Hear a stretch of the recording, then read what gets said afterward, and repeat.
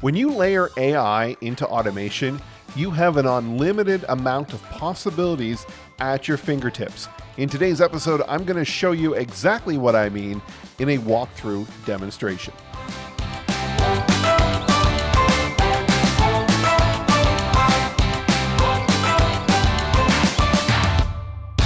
Hey, welcome to this episode of the Automation Show.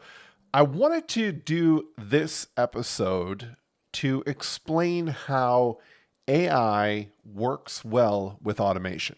So if you're just listening to the audio version of this, in the show notes is a link to the YouTube video of this episode that will show you what I'm talking about, because we're also recording this as a video. And for those that are watching the video, welcome. This is the automation that we have built for a client using GoHighLevel. We have our version called Client Connector. That's what we're going to be looking at today. So let's take a look at the use case. So our client has a well-being assessment on their website. People that go there, it's a free lead generator. They can answer different questions about different areas of their life. And it really comes down to scoring in 5 different categories of wellness. There's one on social, community, health, financial. And I don't remember the other one off the top of my head, but regardless, there's 5 different areas. Now, prior to what we have built here, they were sending everybody that filled this out through the same nurture sequence. Everybody got painted with the same brush. They all got the same email first, the same email second, the same email third, and it went on just like that. Now, you may be saying to yourself, well, that's common, right? And that may be something that you're built out. But in this use case, they are actually giving the person that fills out this assessment a result. And it says, here's the area that you have done really well in. Here's the area you're not doing so great in, and then the areas in between. So it would make sense that you would want to start to deliver content to the areas in which they are doing the worst in, which is great. You can do a lot of that. But where it came into making us have to think about this automation was the client asked, well, then could they next go to the sequence where they are the second worst in, and then the third and the fourth, and then finally finishing off on the one they're the best in? So I started to think about this and went into their high-level account, and I'm going to walk you through what it is that we do. So their assessment is built in Gravity forms. And the idea is that every one of the questions has a score. So if it's strongly disagree, it's 1. If it's strongly agree, it's 5, okay? And there's 5 different options in between, as you can see here on the screen. Each question is then given that score, and then it's totaled up in the end. Now, in their CRM record, here's just looking at my test account in here, we have custom fields set up for each of those. So each of the different categories, we have purpose, social, physical, financial, and community. There's a total score based off of what they answer. This is great. Perfect. But how do we make the automation do what we want it to do? So what we ended up doing was creating a workflow, and we created actually several workflows with this. So we started first with what we called the AI engine. So when somebody completes this, the contact record is populated with the scores for each of the categories. They're going to run through the initial workflow, and we're going to be using the ChatGPT element, because when we do this, we're able to actually program it through just written language, just like you would with ChatGPT, to output something. In this case, what we ended up doing was we told it a whole bunch of information about it, that you've just completed, the wellness assessment. Here's how we score. Here's the ranges for the different categories that are considered high, average, or low. And then we went and merged in those values. We put in this case, all the questions and all the answers, because we did put the scores for every question into the contact record. So we could utilize those later on if we need to. But in the end, in this first step, we've gone ahead and we said, okay, now take all the information that you learned above and compose an email to go out to insert first name, right? Have this email talk about their highest and lowest areas, like a better summary of how they are doing overall. Let them know that they are going to receive a series of emails over the next few weeks that will help them get a better understanding of these 5 areas of wellness. Write the email to be conversational versus transactional and have it written like it's coming from an actual person. The call to action is to book an appointment with us, and then I have the URL in there. And then I said, make sure it's spaced properly and doesn't include emojis. Do not include a subject line or your name at the end of the email with warm regards, because we're using the signature field from the contact in there. And then in the advanced options, we went ahead and just told it a little more information. Say make recommendations on each of the categories based off of what you already know. Write longer sections, shorter paragraphs. And then the other key thing was there, output it with plain text without any markdown or formatting. That's the key with ChatGPT outputs is if you don't tell it to not use markdown, what it will do is it'll put those little asterisks next to the bold things, and it doesn't look good when it comes in an email. So once we've done that, we tested it a few times to get the output of the email proper of what we wanted.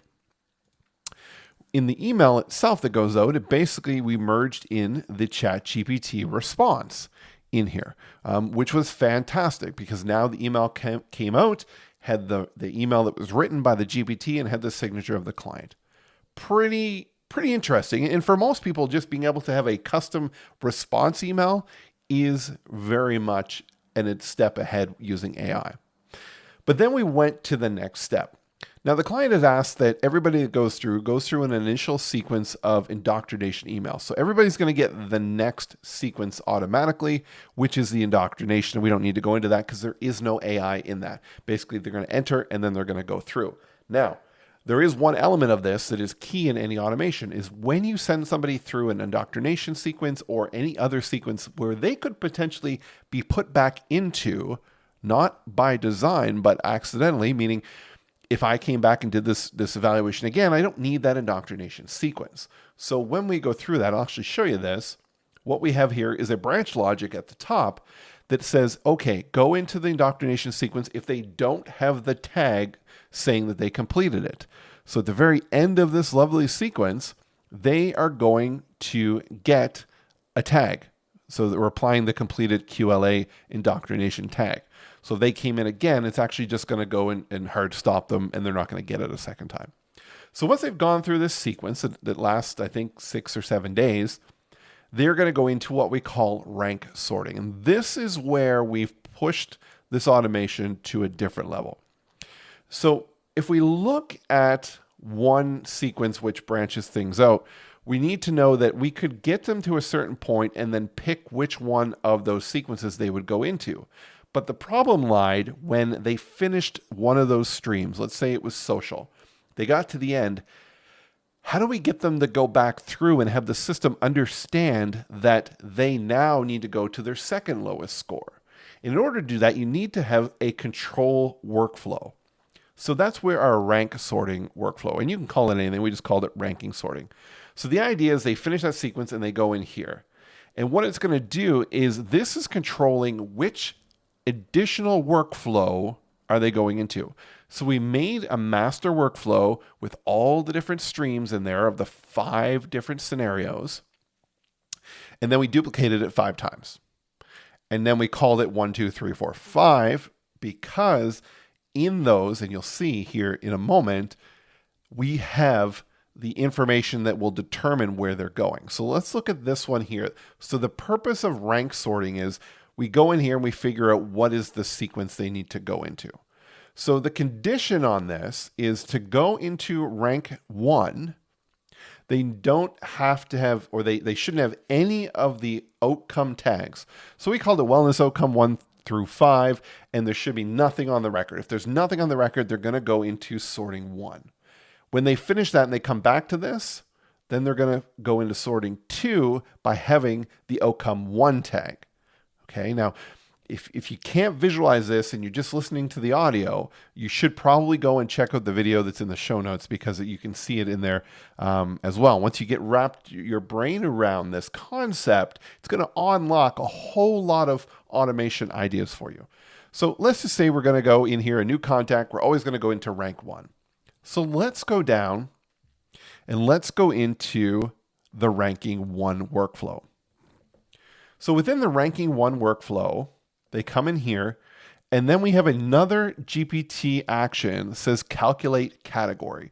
And this is essentially, aside from applying a tag, the only variation in each of these.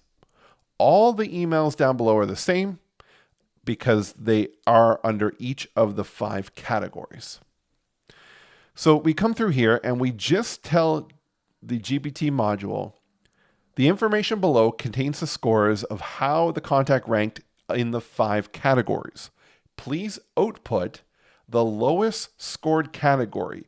Output just the name of the category. And then below I have purpose, and then I merge in the score, social score, and all that kind of stuff. So it's outputting this word right here, if that's the one. Now I did that, and then I just threw in a note tag while testing to make sure that it outputted that. So I put the response in here and just check the record to see if it's outputting properly, and it is. So now it comes down, so it's going to output that, and the condition logic, as we go down here, is for social. It's going to say, is that output containing social? And, or, does the tag not include that tag that's there? Okay, so that's what I want to have in place for that. So it has that in there, and then it doesn't contain that one there. So that's the key in here. And for each of them, it says, does it have the purpose, and so forth throughout the sequence. So as they go through, the step here is what the tag is. It's putting on that wellness outcome 1 when they're in here. Meaning when they get to the very end of the sequence and it throws it back to the rank sorting, because their contact has that outcome 1 tag, it's going to now put them into the outcome 2. And then they're going to go into that. And essentially in that one, looks pretty much the same. Except now, when it calculates the category, I say output the second lowest scored category. And then we're going to apply the wellness outcome 2 tag. Now, one other thing I mentioned or didn't mention in the last one was that when they go through and come back through, we need to remove the previous tag that's on there, so they're only remaining with the one that they're going into. So that's how the flow works. When you've got it built this way, you have a completely customized journey based off of where people are coming from, their outcomes, their scores, their ranks. They're going to get the sequence that makes the most sense for them. Now, one other element that we haven't built into this that could be done at any point is we could branch logic the top by generation. So the client has been asking about, well, I've got a wide range of clients in different generations. So maybe, people under 30 and people over 30. And if we had that question on the assessment, we could essentially then copy everything. And when they hit each of these, make a complete duplicate of everything from the top down, but change the wording in the emails to be more in line with the younger generation or the older generation. And then the logic's just going to say, does the contact record say under 30 or over 30? And then they're going to go into the right stream. So as you see here, you can start to build this journey out to really speak to your audience very particularly. This is fantastic. Like the ability to be able to tell the GPT AI module to output something based off of what you're feeding it and then run branch logic off of that output opens up unlimited possibilities to you in automation. So hopefully you followed along with this. I know it's probably a little harder to understand in the audio version of what we built. That's why I'd recommend go check out the YouTube video. Again, the link is in the show description for this. And if you have any questions, please leave a comment on the video. I'd be happy to answer those for you as well. Well, until next time, keep automating, and thanks for listening to The Automation Show. If you like what you hear, please like it, subscribe, rate us on whatever platform you're listening to us on. Thank you, and have a great day.